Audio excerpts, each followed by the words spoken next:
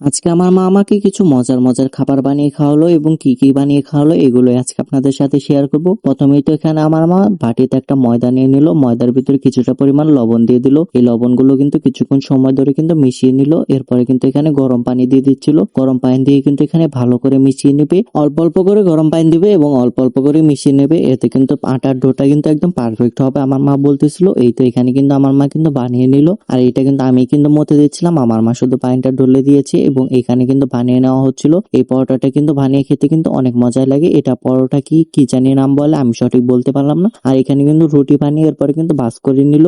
এরপরে কিন্তু এটা কিন্তু কেটে নিবে। এই তো দেখুন এখানে কিন্তু সুন্দর করে কেটে নিচ্ছে, তাহলে কিন্তু সুন্দর একটা শেপ চলে আসবে এবং খেতেও কিন্তু এভাবে মজা লাগবে। যে জিনিস দেখতে সুন্দর সে জিনিস কিন্তু খেতে ভালো লাগে। এরপর তো আমার মা একটা কড়াইতে তেল দিয়ে দিল। এই কড়াইতে তেলটা কিন্তু গরম হয়ে গেলে এখানে কিন্তু সবগুলো পরোটাগুলো দিয়ে দিচ্ছিল। এভাবেই কিন্তু সবগুলো পরোটা কিন্তু আস্তে আস্তে বেজে নেবে আমার মা। আমাকে তো মাঝে মাঝে এভাবে পরোটা বানিয়ে খেতে দেয়, আমি কিন্তু অনেক মজা করে খাই। এই তো এখানে কিন্তু পরোটাগুলো কিন্তু সবগুলো ভাজি হয়ে গেছে, এ পর্যায়ে কিন্তু নামিয়ে নিচ্ছিল। এরপর তো আরো কিছু পরোটাগুলো ভেজে নিচ্ছিল। এই তো এখানে কিন্তু সবগুলো পরোটাই ভাজা হয়ে গেছে। এরপর তো বললাম যে ডিম ভাজি দাও, কারণ এই পরোটাটা ডিম ভাজিতে খেতে কিন্তু বেশি মজা লাগবে। আর আমাদের বাড়িতে কালকে বুটের ডাল দিয়ে গরু মাংস রান্না করেছিল, সেগুলোই কিন্তু ছিল, ওইটা দিয়ে ডিম ভাজি দিয়ে কিন্তু খেয়ে নেবো আমি। তো এখানে কিন্তু আমি খেতে বসে পড়েছিলাম, দেখুন তো কত সুন্দর লাগছে এবং খেতেও কিন্তু অনেক মজাই হয়েছিল। এই তো এখানে কিন্তু আমি সবগুলো পরোটা কিন্তু খেয়ে নিলাম। এরপর তো দুপুরবেলা মনে হলো যে আমি একটা জাম্বুরা বানিয়ে খাই, কারণ আমাদের বাসায় এই জাম্বুরাটা কিছুদিন ধরেই ছিল। এই জাম্বুরাটা কিন্তু কিনে আনা হয়েছে।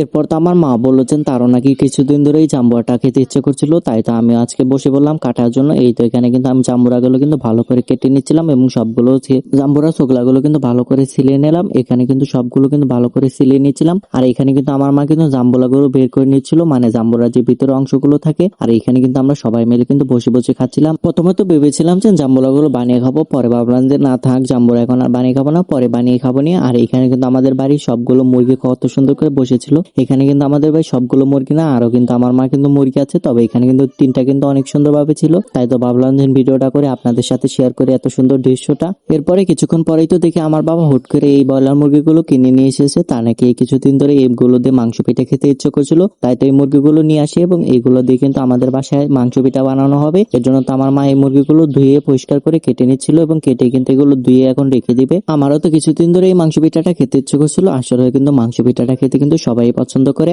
আর এখানে কিন্তু আমার পছন্দের কিন্তু পাঙ্গাস মাছও কিনে এনেছিল। এই পাঙ্গাস মাছ খেতে কিন্তু আমি অনেক পছন্দ করি, তাই তো আমার জন্য এই পাঙ্গাস মাছগুলো কিনে এনেছিল। আর এই পাঙ্গাস মাছটা কিন্তু অনেক বড়ই ছিল। আর এখানে তো আমার মা বিকেলে শাপলার বড়া বাজে, বিকেল বেলা তো আর অনেক কিছুই খাই। এই শাপলার বড়াটা খেতে কিন্তু অনেক মজাই ছিল। এখানে ছিল শাপলা বাজি, শাপলার বড়া, কচু বাজি এবং নদীর তরতাজা কলমি শাক দিয়ে শুটকি মাছ রান্না করেছিল। এই খাবারগুলো তো আজকে আমি অনেক মজা করে খেয়েছি, দেখতেই তো কত সুন্দর লাগছে, খেতে তো আরো অনেক মজা হয়েছিল। আজকে এই পর্যন্তই, আল্লাহ হাফেজ।